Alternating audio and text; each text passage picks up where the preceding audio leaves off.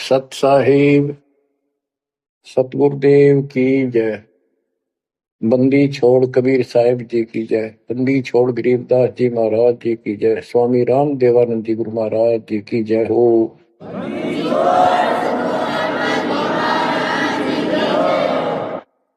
सर्व संतों की जय, सर्व भक्तों की जय, धर्मी पुरुषों की जय। श्री काशी धाम की जय, श्री सुडानी धाम की जय, श्री क्रोथा धाम की जय, श्री बरवाड़ा धाम की जय। सत साहिब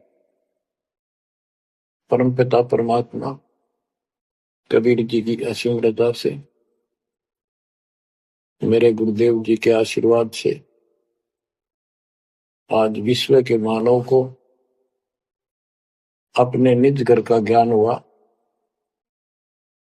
सब सदग्रंथों का सार परमात्मा के द्वारा बताया अध्यात्म ज्ञान प्राप्त हुआ और ये जन्म और मरण प्रत्येक देशवर की योनियों में शरीरों में दुर्गति क्यों हो रही है इसका ज्ञान हुआ।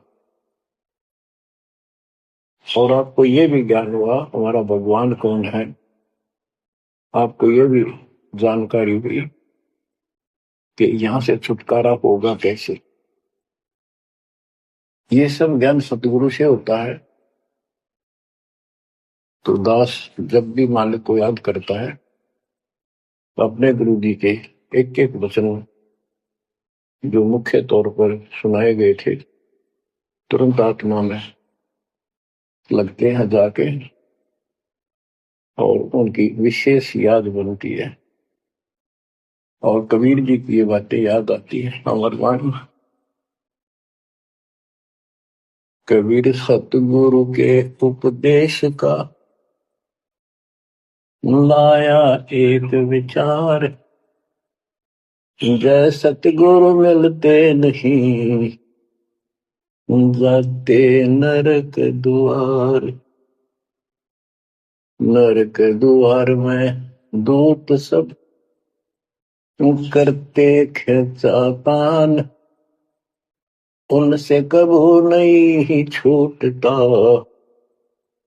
फिर फिरता चारों खानी। कबीर चार खनी में भरमता कबहू न लगता पार। सौ फेरा सब मिट गया मेरे सतगुरु के उपकार। जय जय सतगुरु मेरे की, जय जय सतगुरु मेरे की। सदा साहिबी सुख से बसियो अमरपुरी के डेरे। गुरुदेव की जब ये उपकार याद आता है उसके प्रति अनायास ही अपने आप उसकी जय जयकार करने को आत्मा पुकार उठती है।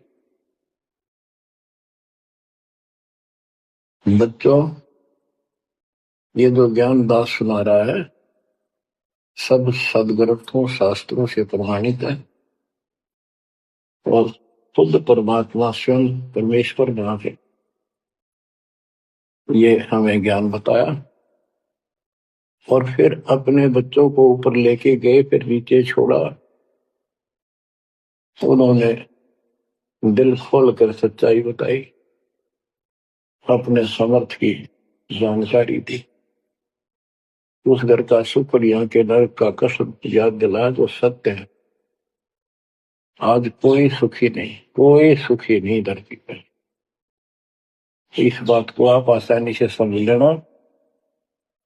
कबीर साहब कहते झूठे सुख को सुख है मान रहा मनमोद। एक छोटा सा गुजारा हो गया, अफसर बढ़ गया, नौकरी लग गई, कार होगी, कोठी होगी, माचा माचा करे। कल को मृत्यु के बाद वही कुत्ता बनकर उस कोठी के बाहर बैठेगा, कोई टूक नहीं डालेगा। ये कष्ट याद रखो जब ये भक्ति बनेगी। वैसे भक्ति हो ही नहीं सकती क्योंकि मनुष्य जीवन के अंदर इतनी राहत मालिक देता है उसको वो सुविधा खूब मिलती है। जैसे बच्चे स्कूल जाते हैं, पढ़ाई करते हैं, तो माता पिता उनको पूरी सुविधा देते हैं, अपनी स्थिति से बढ़कर, अपनी औकात से भी ज्यादा उन बच्चों पर खर्च करते हैं। और वो बच्चे पढ़ाई ना करके उन पैसों का दुरुपयोग करते हैं, उस समय का दुरुपयोग करते हैं कि तब बकवाद करें, फिल्म देखें या खेल में बढ़े रहे, तो अंत में वो फेल होकर के मजदूर लगते हैं। दास हरियाणा की इरिगेशन डिपार्टमेंट के अंदर सिंचाई विभाग में जूनियर इंजीनियर की पोस्ट पे था। तो वहां काम चल रहा था, हम खड़े थे, मजदूर भी थे, हमारा माइनर इरिगेशन का काम था। एक रोड का निर्माण हो रहा था वहीं पर, रोड के निर्माण पर मजदूर वहीं थे। हमारा भी काम उनके पुल बनाकर पार करना था, सड़क को निकाल के, वहीं खड़े थे। उनका एक्शन आया और फिर वो चला गया अपना देख दाख के। उस एक्शन के जाने के बाद एक मजदूर कहता है, ये मेरा क्लास फेलो था, मेरा सहपाठी था, मैं बकवादों बड़ा रहा, पढ़ा नहीं, खेलने जाता, बीच में स्कूल छोड़कर बाहर भाग जाते, और मैं फेल हो गया, ये पास हो गया। देखा जिसकी किसी मोह है, गाड़ी में चलता है, बढ़िया कोठी बना ली है, और मेरे बच्चे वही रेत में पड़े हैं। यूं कहकर उसकी आंखों में पानी आ।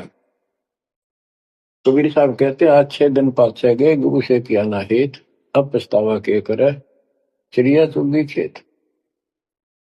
इसी प्रकार बच्चों, आज आप इस परमात्मा के कॉलेज में, स्कूल में, यदि आप ठीक से नहीं पढ़ोगे, नहीं सत्संग सुनोगे, सेवा नहीं करोगे, दान नहीं करोगे, मर्यादा का पालन नहीं करोगे, फिर ऐसे रहोगे। कबीर साहब कहते हैं, खिड़की दे दे रोवेगी सुरता, जब तुम चल लेगी अकेली। हे आत्मा, जिस परिवार को और जिस ठाठ बाट को, जिस राज को, जिस पद को देख कर आज जो भगवान याद नहीं आता, नालायक, यू तेरे साथ नहीं जाएगा। जिस दिन यम के दूध घसीट के ले जाएगी, टक्कर मारेगी इधर उधर, डड्डा होगी बुरी तरह, तरीको होगी सुनेगी। खिड़की दे रोगी सुरता, जब तू चल लेगी अकेली। आंख खोल ले बच्चों, ये साफ बातें हैं, कति स्पष्ट है, 100% सत्य है, 200%, 1000% सत्य है, पर यह आत्मा क्यों ना मानती, यो मन ना मानने देता, तो यो मनाना पड़ेगा। अब इसका तरीका यही है, सत्संग सुनो, मनन किया करो, थोड़ी देर बैठकर सोचा करो। यो नहीं बस सत्संग सुन रहे, बस बंद हुआ फटाफट बातें, वो करूंगा वो करूंगा, कर तो सारा लो, उसके अंदर भी परमात्मा मदद करेगा, तुम्हें लाभ मिलेगा ना। कति सिर पटक लियो, कोई राहत नहीं मिलेगी। अगर यूं सेठ बनते हो तो सारे बन जाते, सारे बाजे बाजे, फिर पल्ला कुछ भी कोई नहीं। बच्चों आंख खोल लो बस। मैं तो आखिरी सांस तक ये बोलूंगा, क्योंकि मेरे अंदर तो ये फीड कर दिया मेरे दाता ने, मेरा कर्तव्य बना दिया। मैं अपने कर्तव्य पर उनको बोलूं नहीं। आगे आपकी किस्मत, आपके कर्म, आप कितना इसके ऊपर खरे उतरोगे, कितना इसको फॉलो करोगे। मुगरी न्योली नाद सुभान गति, लड़े भुजंग हमेश, जड़ी जान नाम जगदीश है, विष नहीं व्यापै शेष। एक वाणी में कितना गजल का ज्ञान भर दिया। न्योल नाद सुभान गति, लड़े भुजंग हमेश, जड़ी जानो जगदीश का नाम है, नाम जगदीश है, विष नहीं व्यापै शेष। एक छोटा सा जानवर होता है, गिलहरी से थोड़ा बड़ा, न्योल, नेवला, और सांप कितना बड़ा होता है, तो कितना बड़ा सांप ताकतवर हो, न्योला उसको मार देता है, उसको पराजित कर देता है।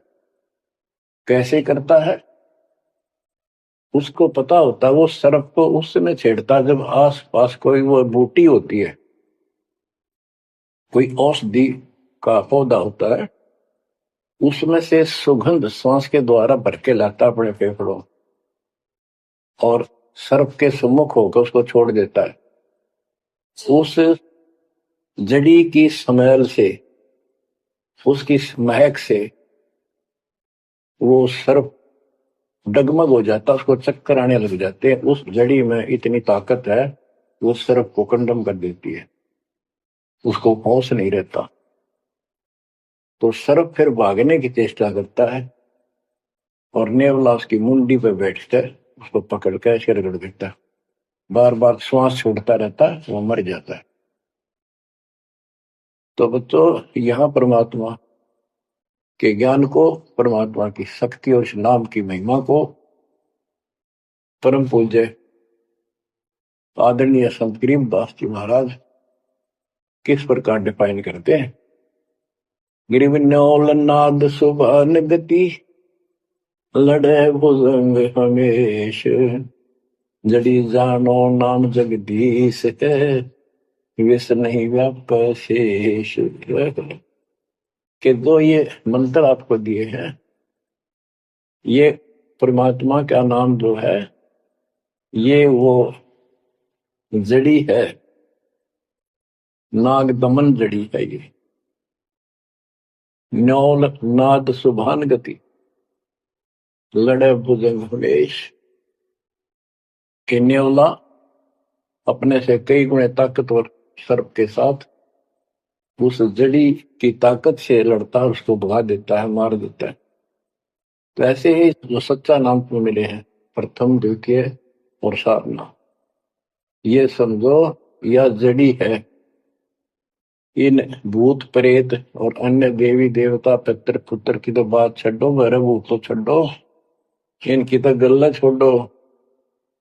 अगर काल भी आ जाना, विष्णु व्याप शेष, शेष नाग तो सब तो ताकतवर हजार उसके, कि इतना ताकतवर काल है। आप इस विधि से लिए हुए मंत्र को, जैसे जिसका नामकंड होगा उससे कोई असर नहीं होने का। मर्यादित भगत बेटा या बेटी, और कोई भी आपत्ति आती है, यम के दूत कोई कष्ट देना चाहते हैं, एक बार सिमरन करो इस सब नाम का। कहते विष नहीं व्याप से इस काल भी मुरझा जाएगा, केरी नाम कबीर है, विषम काल गजराज, दादू भजन प्रताप से सुनकर बात जगाज। तो बच्चों, इन बातों को ध्यान से याद रखो। आप इतने सुरक्षित हो गए हो, जैसे हाथी पर बैठा दिया जाए तो कुत्ता उसको कोई हानि नहीं कर सकता। तो हाथी के असवार को स्वान काल नहीं खाए, हाथी पर बैठे आप हो, आप परमात्मा की शरण में आ गए तो इतने सुरक्षित हो गए, उसकी रेंज से, पहुंच से इतनी दूर हो गए काल से, जैसे कुत्ता हाथी पर बैठे व्यक्ति को कोई हानि नहीं कर सकता।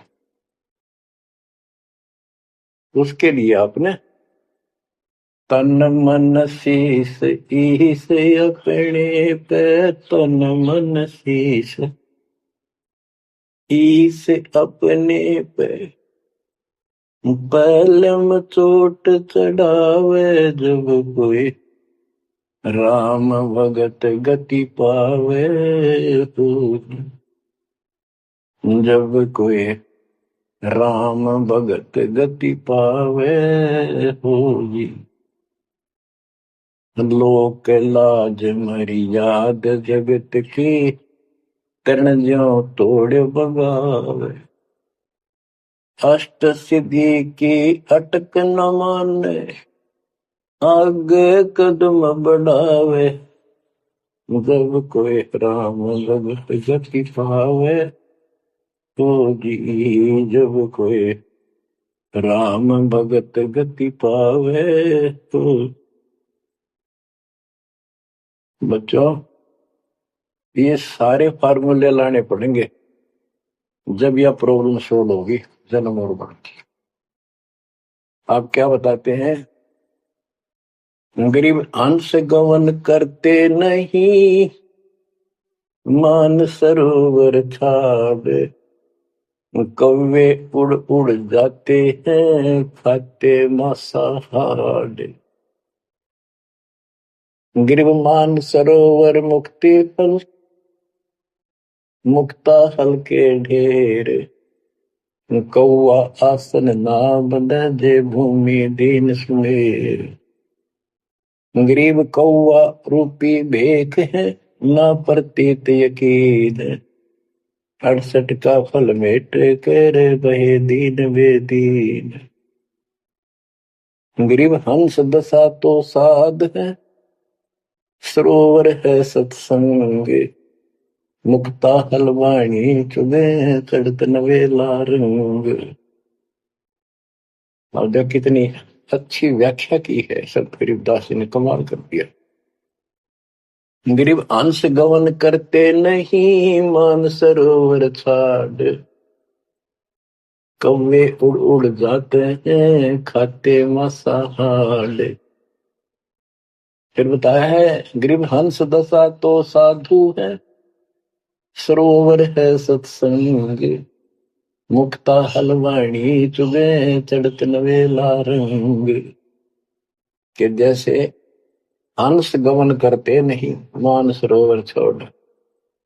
हंस एक पक्षी होता, हंस उससे तुलना की है सते हुए भगत, निर्विकार भगत, सच्चे भगत की। कि जैसे हंस एक पक्षी होता है, सरोवर के ऊपर, तालाब के ऊपर होता है जिसमें मोती होते हैं, और वहीं पर बुगला होता है, उसी जैसी सेम शक्ल होती है, उनकी पहचान नहीं कर सकते। उनकी पहचान इसी से होती है, जो मोती खाता है वो तो हंस, और मच्छी खाता है वो है बुगला। दोनों की सेम आकार शरीर का, ऐसी ही कलर सफेद होता है। और कौवे भी वही होते हैं, मांस मच्छी खाते हैं। हंस वो होता है जो भूखा मर जाएगा, पर मच्छी मांस मेंढकी नहीं खाएगा, मेंढक नहीं खाएगा। इसी प्रकार भगत वो होता है अपने धर्म कर्म पर रहेगा, बकवाद नहीं करेगा, चाहे कुछ भी हो। तो हंस गमन करते नहीं, मान सरोवर छाड़। सरोवर तो सत्संग है, इस सत्संग को सरोवर मानो, तालाब, टैंक, और भगत हंस है, ये इसको छोड़कर जाते नहीं, यानी परमात्मा की भक्ति त्यागते नहीं। और कौवे उड़ उड़ जाते हैं, जो कौवे जैसे विचारों के स्वभाव के व्यक्ति होते हैं, वो बकवाद करने बिना टेके नहीं। उनको कितनी सुविधा मिल जाए आश्रम में, वो अपने गंदे कर्म बिना टिक नहीं सकते, उनका स्वभाव इतना बिगड़ गया। तो यहाँ कहते हैं गरीब हंस गवन करते नहीं, मान सरोवर छोड़े, कौवे उड़ उड़ जाते हैं, खाते मांसाहार। यानी बकवाद विकारी लोग सत्संग नहीं टिकते, छोड़कर चले जाते सत्संग। और हंस दशा तो साधु है, भगत है सच्चे, और सरोवर है सत्संग, मुक्ता हल वाणी चुगे। ये अमृत वाणी रूपी मोती खाते हैं, फिर चलत नवेला रह गए। इस ज्ञान को सुनकर आत्मा में और कसक पैदा होती है, तड़प पैदा होती है भगवान की तरफ, और ज्यादा लगन लगती है। मुक्ता हल वाणी चुगे, ये मुक्त होने की मोती रूपी वाणी चुगते हैं, खाते हैं, सुनते हैं, आत्मा का आहार है। फिर चढ़त नवेला रंग, और अजब गजब आत्मा के अंदर इसका असर होता है, प्रभाव पड़ता है। फिर वो बताते हैं गरीब कोट वर्ष करे, संगत साधों की, पत्थर का जल में क्या भीजे, चंदन बन में रंग लागे, एक बांस बिटन भी ना सीधे। गरीबदास जी कितना प्यारी व्याख्या करते हैं कि कोटि वर्ष करे संगत संतों की, सतगुरु की, पत्थर का जल में के भीजे। पत्थर को पानी में डाल दो, कितने में? और चाहे 100 वर्ष के बाद निकाल लो, उसका कभी असर नहीं। उसको एक दूसरे के साथ बिठा दो, जब चिंगारी पाटेगी, जबकि पानी से तो सब नरम हो जाते हैं। इसी प्रकार बताया है कि जो निकम्मी आत्मा है, पत्थर हो चुके हैं काल के बकवाद कर करके, वो सत्संग में कितने दिन रहो, उनका कभी असर नहीं हो, उन बकवाद करनी ही करनी। गरीब कोट वर्ष करो संगत साधुओं की, पत्थर का जल में क्या बीजे, और चंदन बन में रंग ला दे, एक बांस बिटन भी ना सीधे। चंदन का एक पेड़ होता है, उसमें से समय निकलती बहुत सुंदर गुड समय, और आसपास के जितने पेड़ उसके पास होते हैं उनमें भी उसकी स्मेल से उनमें भी स्मेल आनी शुरू हो जाती है। अगर उसको काट दिया जाता है दूसरे वृक्ष को, उसकी लकड़ी कहीं ले जाते हैं बाहर, तो उसमें स्मेल आती है, लोग चंदन समझते हैं। और कुछ नकली व्यापारी उनको चंदन के रूप में बेचते भी हैं। कहने का भाव ये है कि सतगुरु के पास रहने से, सत्संग सुनने से अच्छी आत्माओं का तो असर पक्का होगा, लेकिन बांस बिटम भी ना सीधे। बांस का जो होता है पेड़, एक जैसा बांस देखा आपने, ये पेड़ होता है इसका, लंबे लंबे होते हैं, इस पे चंदन का कोई असर नहीं होता। तो जो बांस जैसे कट्टर इंसान है, जिनकी आत्मा गिर चुकी है, मर चुकी है, पूर्ण पे इनका असर नहीं होता। वो ऐसे लोग हैं, संगत माई कुसंगत उपजा, जैसे बन में बांस, आपा किसके आग लगा कर बनखंड का विनाश। अब क्या बताते हैं, जो सत्संग में आकर भी बकवादी है और उनका असर नहीं हो रहा, वही कर्म बकवादों वाले करते, नाम तोड़ रहे हैं, सार नाम लेकर भी बकवाद करते। कई भक्त हैं, लिखे ऐसे हैं जैसे बहुत बड़े भगत है, बहुत निकट रहते हैं हमारे, और अंत में उनके कर्म इसे गद्दे पावे, हम सोच भी नहीं सकते। तो ये गलतियां हैं, इनको सुधारना पड़ेगा अपने। माई और बात तेरे काम न आवे, संतों शरण लाग रे, मुके सोवग पलत में बंदे, जाग जाग नर जाग रे, जाग जाग नर जाग, उठ सवेरे हुक्कावर लिया, उनके जाग्या नर भाग रे, शुक्रम किया ना करी रे बंदगी, फुटे तेरे भाग रे, फुटे तेरे भाग रे। इस तन सराय में जीव मुसाफिर, करता रहे दिमाग रे, रात बसेरा कर ले डेरा, चले सवेरा त्याग रे, चले सवेरा त्याग रे। बगैर सच्चे ज्ञान के इंसान सारे जीवन में अपने मनमुखी अटपट करके, यूं कर दूंगा, वो कर दूंगा, कोठी बना दूंगा, उसने ऐसे ठग लूंगा, ये ऐसे कमा लूंगा, यहाँ जमीन इतनी सस्ती मिले है, ऐसे कर लूंगा, कर ले। लेकिन भक्ति भी तो साथ कर ले, बरकत तो दाता ने देनी है, कर्म तो ज्यादा मिले नहीं, कितनी कोशिश कर लो। कर्म से अधिक लेना है तो धनी की शरण माना होगा। इस परमात्मा कबीर जी के हाथ में वो कलम है, जो पाप कर्म को काट के शुभ कर्म लिख देता है। आपके भाग बना है उसको भी लिख देता है, आपके संस्कार ठीक कर देता है। इस तन सराय में जीव मुसाफिर, करता रहे दिमाग रे, रात बसेरा कर ले डेरा, चले सवेरा त्याग रे, चले सवेरा त्याग रे। ये जीवन आपका एक न सोच लो स्वप्न है।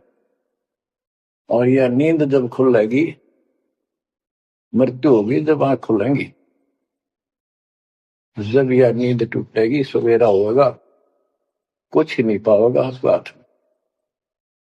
एक भगत बता रहा था, नाम लेने से पहले मैं रिक्शा चलाया करता हूँ, ने कल्पना हुई गाड़ी लूंगा और मैं खूब टी टी करके चलाया करूंगा।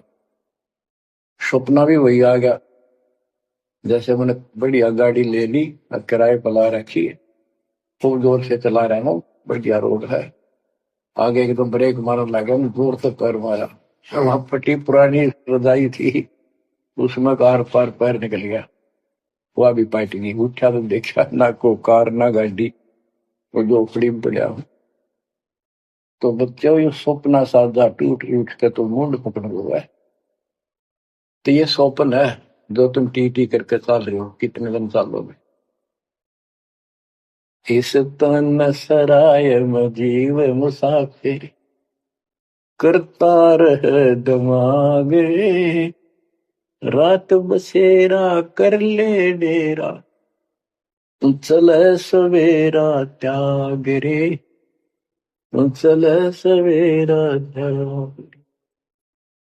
तुमता चोला बयान मोड़ना, लगे दाग पे दाग रे, दो दिन की गुजरान जगत में, क्यों जड़े बरानी आग रे, क्यों जड़े बरानी आग रे। कुबद का चढ़ी चढ़गी छित पे, तू होया मनुष्य नाग रे। यानी जिसका जितना सामर्थ्य है, जब तक इसको ज्ञान नहीं है, कोई न कोई ऐसा दुख दे रखेगा दूसरे को, ताकतवर है वचन से ऐसी गलत बात कह देगा, और निर्बल दुर्बल ऐसा है व्यक्ति की आत्मा रोती रह जाएगी, या किसी को लूट लेगा। बड़ा अफसर है, ऐसी कलम चला देगा, मरो से जीव। कोई अन्यायी जज है, अन्याय कर देगा, मरो से जीव। तो यह कहते हैं, तो बदका चढ़ी चढ़गी चित पे, तू होया मनुष्य नाग रे। आदमी से नाग बढ़ गया, नाग है। जैसे दुर्वासा ने श्राप दे दिया, 56 करोड़ यादव मर गए। चुनो कृषि ने तपस्या करी थी, या खाक तपस्या थी। तो इसे जड़े हुए ढोयर जो आम व्यक्ति है, जो भक्ति नहीं करता, कुछ पद प्राप्त है, कुछ ताकत है गांव में या शहर में या राज का हिस्सा है, उसको कह रहे हैं गरीबदास जी, तो बद का चढ़ी चढ़गी चित पे, तू होया मनुष्य नाग रे, सुध नहीं सजन सुख सागर, बिना प्रेम बैराग रे, बिना प्रेम बैराग रे।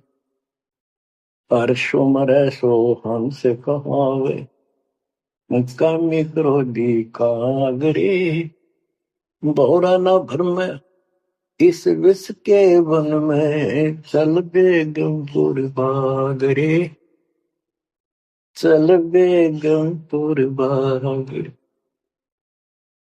शब्द सैन सतगुरु की पहचान, पाया अटल सुहाग रे। शब्द सैन संकेत, शब्द सैन सतगुरु की पहचान, पाया अटल सुहाग रे। नतानंद महबूब गुमानी, प्रगट पूर्ण भाग रे, प्रगट पूर्ण भाग रे। हर्ष उम्र सो हंस कहावे, मर्यादा में रह के जो भक्ति करता है वो हंस कहलाता है। और कामी क्रोधी कागरे, मोरा न भर में इस विष के बन। हे आत्मा, जो तू ये नकली सुख लेता फिरता है मतवादों के, कितने शराब पी ली, कितने सुल्फा पी लिया, कितने कोठी के लालच में, कार के लालच में दुनिया को लूट रहा है, बकवास कर रहा है, कि हर सुमर सो हंस को हावे, कामी क्रोधी कागरे, भौरा ना भर में इस विष के बन। जहर का बन है, तेरे जीवन को नष्ट कर देंगे ये नकली सुख। फिर बताया कि शब्द सैन सतगुरु की पहचानी, अपने गुरुदेव का संकेत समझा सैन इशारा। और इशारा समझाना चाहिए भक्तों को, तो क्या हाल होगा, मरने के बाद दुर्गति हो जाएगी। 2 दिन का जीवन है, खा के ये इसमें माचे माचे करो, ये है सैन। और हमने तो खोल के बता दी, समझदार को तो संकेत पर्याप्त होता है। शब्द सैन सतगुरु की पहचानी, पाया अटल सुहाग रे।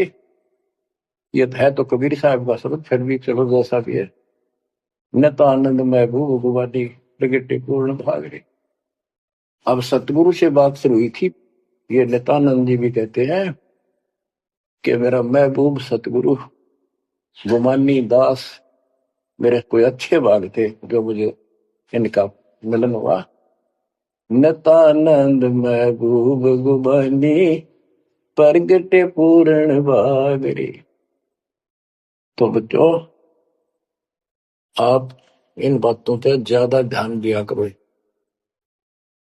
जो सत्संग के अंदर बताई जाती है। जो सत्संग जो है ये एक टीचिंग है, टीचिंग।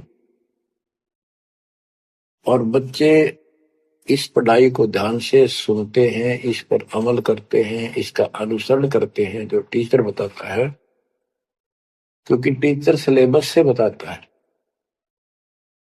और सिलेबस से बताया हुआ जो भी ज्ञान है उसको स्टूडेंट्स ठीक से याद करते हैं, उसका अभ्यास करते हैं, तो जब परीक्षा होती है वे सफल होते हैं।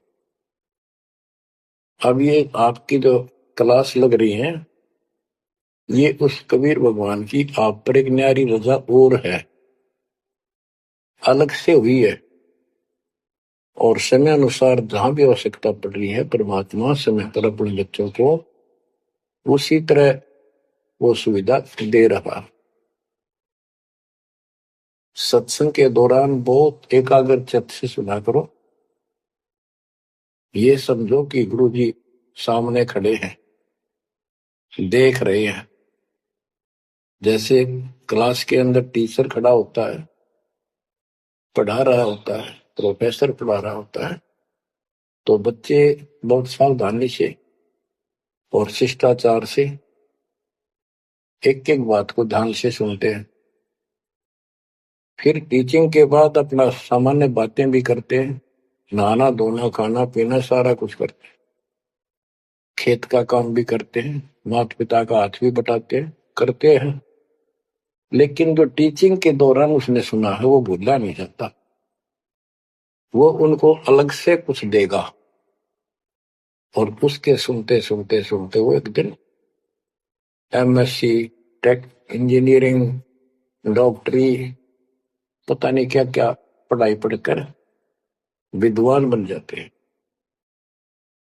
इसी प्रकार आप इस ज्ञान को सुनते रहोगे, सुनना पड़ेगा। हजारों से ज्यादा सत्संग रखे, उनको ऐसे ही सुना करो, 1 घंटा अवश्य लगाओ। दिन में 1 घंटा भी लगाओगे तो भी बहुत कुछ मिलता रहेगा, भूल नहीं पड़ेगी। काल का आपके ऊपर बहुत भयंकर दबाव है, बहुत प्रेशर है।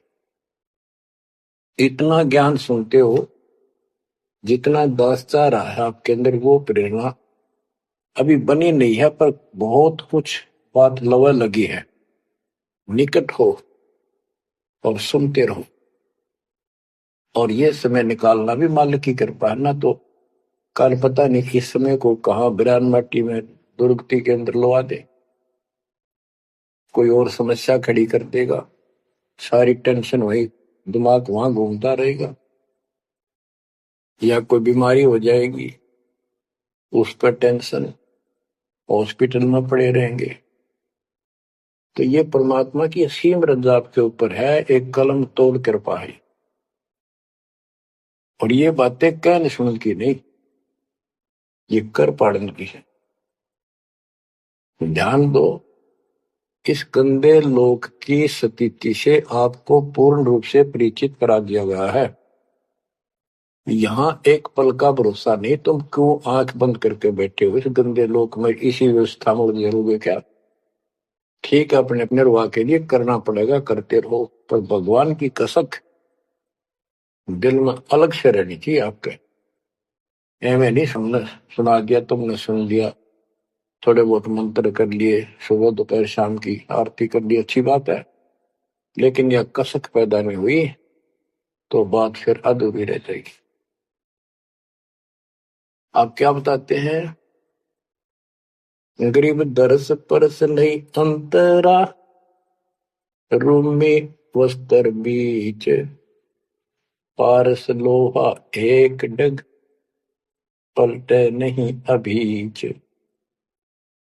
उदाहरण देते हैं कि जैसे कई भक्त ऊपर से इतने परम भगत दिखाई देते हैं और गुरु जी के कतीजा में बहुत निकट और अच्छी आस्था वाले हैं, लेकिन इससे बात बनेगा नहीं जब तक दिल से नहीं चाहोगे गुरुदेव को और मालिक को। एक उदाहरण दिया है कि दरस परस नहीं अंतरा, रूमी वस्त्र बीच। पारस एक पत्थर होता है, लोहे को टच करते ही सोना बना देता है, ऐसे छूते ही। और कहते हैं लोहे और पारस साथ साथ रखे हैं। यदि एक रूमी वस्त्र बाल जितना पतला कपड़ा, यदि इतना भी बीच में गैप रह गया पारस पत्थर और लोहे के, कितने दिन रखा रहो, उसमें कोई चेंज नहीं होगा, कोई परिवर्तन नहीं होगा। इसी प्रकार अपने गुरु और भगवान के प्रति जब तक आपकी आस्था कति दिल से नहीं जुड़ेगी, बिल्कुल दिल से, वो कसक आपको अपने आप महसूस होगी कि इस संसार में आपका कोई नहीं है। जितना भी परिवार रिश्तेदारी है, ये हमारे संस्कार पूर्व जन्म के लेन देन, ये ऋण उलझा पड़ा है। इस ऋण को भी अब दाता आसानी से सुलझाएगा, आपको पता भी नहीं लगने देगा, आपके संस्कार चेंज करेगा, आपके संस्कार बदल देगा, करेगा उसके तो दिल से जुड़ जाएगा, तन मन धन, मन कर्म वचन से मालिक पे समर्पित हो जाएगा। आपको प्रमाण देता हूं, जैसे बेटा है बेटी है, ये हमारे कुछ पिछले संस्कार कोई ऋण है। जैसे आजकल बेटी का विवाह करना पड़ता है, कितना खर्च होता है। आपको बताता हूँ, एक व्यक्ति कह रहा था, मैंने बोला मेरा 3 कन्या होगी और हमारे यहाँ तो बहुत खर्च करते हैं, ब्याह पता खर्च करें करें 10-20 लाख तो कम से कम है, और फिर लड़की के बालक हुए तो अपने घर बुलाते हैं, माँ के घर, और उसके ऊपर फिर कम से कम 10 लाख रुपए यो खर्चा और होता है, यो एक ब्याह और होता हमारे यहाँ। ये ऐसी परंपराएं हमने आप सर पर रखी है, और भी दूसरे समाजों में देख लो, बहुत खर्चे होते हैं, और लड़की को हमने अपने आप बोझ बना रखा है। बच्चों, अब परमात्मा ने कैसी कृपा की है, दास ने मालिक का आदेश और गुण अवगुण सारे क्लियर कर दिए कि भाई ऐसा करने से ऐसा हानि, ये करने से ऐसे लाभ। अब जैसे उदाहरण दिया आपको बच्चों का विवाह करने के लिए, श्री देवी पुराण के अंदर लिखा है कि देवी ने अपने तीनों पुत्रों की शादी ऐसे सिंपल वे से की, वचन से। 3 पुत्री उत्पन्न की, 3 वो पुत्र पहले हो रहे थे, वो वचन से पैदा की, वो अपने संसारिक क्रिया से पैदा किए थे, और तीनों को बुला बुला के कह दिया, ले बेटा यह तेरी पत्नी, ये तो उसका पति, जाओ अपना घर बसाओ। ना कोई बराती था, ना कोई बाती था, ना कोई कढ़ाई चढ़ाई, ना बाजे बजाए। ये बाद की बकवाद शुरू कर दी, संस्कार ऐसे जोड़ दिए जाते हैं। तो अब हम इसी तरह कर रहे हैं, और पता नहीं कई हजार बेटियों का विवाह ऐसे सिंपल वे से कर दिया। ये संस्कार बदल गए, ये लेन देन कर्ज मालिक ने कलम से काट दिया। और आप बच्चों ने भी इस बात को एहसास कर लिया कि सचमुच ये व्यर्थ की बकवाद है। एक पवित्र नाते को, बेटी को गौ के साथ धन है बेटी, माँ बाप के रहेगी वहां कमावे, आगे जाएगी वहां उसको ऐसे सारे ताण कर रखे कुछ दिन तो, और कभी ना नहीं करती। तो ऐसी पवित्र आत्मा को अपने लेन देन कर्ज के कारण हमने दुश्मन बना रखी थी, पेट में मारने लगे गर्भ के अंदर। अब बेटी बोझ नहीं, परमात्मा की कृपा से तो ये संस्कार बदल गए। ये कलम से काट दिए दाता ने, वो लेन देन खत्म कर दिया आपने। अब हम भक्ति करेंगे। अब भी जो लोग भक्ति नहीं करेंगे, इन बकवादा में रहेंगे, मालिक ने इतने हल्के कर दिए, तो उनको भगवान कैसे पसंद करेगा। तो बच्चों, अब इस समय को संभालो और इस परमात्मा की समर्थता से परिचित हो जाओ। इस गंदे लोक ने अच्छी तरह समझ लो, यहां तुम नहीं रह पाओगे। और एक अंदर कसक बनाए रखो नारी कि ठीक है, जब तक यहाँ है वो परिवार में रल मिलकर रहो, और सब ना अपने मालिक की बातों में ओ जाकर रखो, और गप्पे कम मारो। और गप्पे मारने की बकवाद पे मतलब की है, अपना जब टाइम लगा मालिक की चर्चा शुरू करते, कोई कथा देख ले, कोई वैसे भाई बहन की चर्चा करो, देखो उनका इतना दुख था, मालिक की दया से इतना सुख होगा।